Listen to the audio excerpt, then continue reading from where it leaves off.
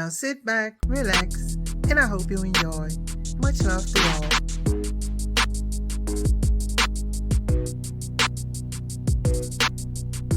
Cheirognomy is another variation of palmistry.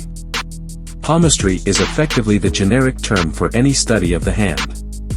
Cheirognomy is a very distinct discipline in so much that it looks at the shape of the hands, fingers, and fingernails. It also considers the texture of the skin.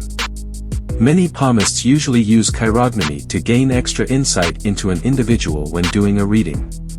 The fire hand has short fingers and a relatively long palm. Most people with this shape of hand would be considered extroverts as they are very outgoing as individuals. As a whole, they can be somewhat controlling where others are concerned, and they tend to be emotional and excitable. The earth hands have rather square palms and short fingers. As a group, they are somewhat resistant to change, they are just not comfortable with it. They are, however, emotionally very stable and are excellent workers. They often prefer outdoor jobs, and job security is very important to them.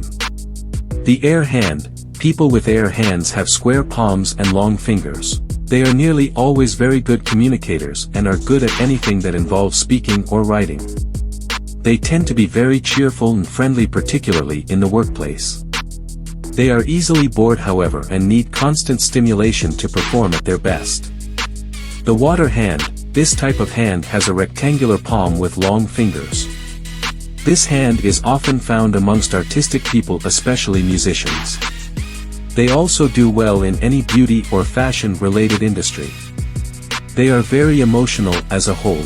In fact, this hand type more than any other will let their heart rule their head.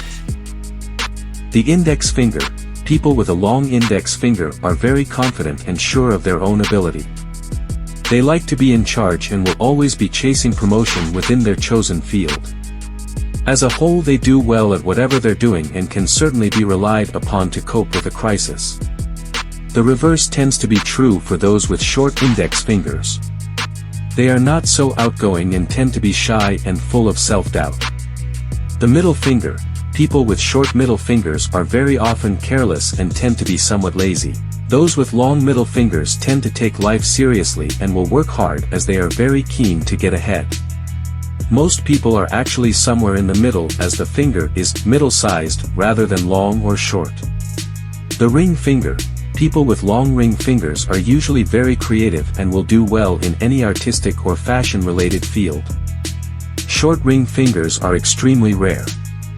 The little finger, a long little finger is usually the hallmark of an intelligent person, someone with a high IQ.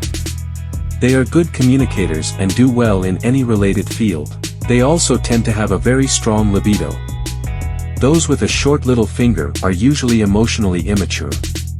The thumb, basically the more ordinary the thumb, the more ordinary the person.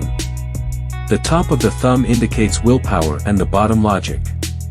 Together they are a good indicator of just how hard someone will push to get what they want. A small thumb indicates a gentle nature, whereas a long thumb indicates a much more forceful personality that is more likely to succeed. A long and narrow thumb indicates someone who wants to succeed but doesn't necessarily have the drive to do so. Small broad thumbs indicate a lack of determination. Conic fingertips, people with this shape of fingertip are usually very flexible and open to compromise when necessary. As such, they make very good negotiators. To be happy, they need emotional security.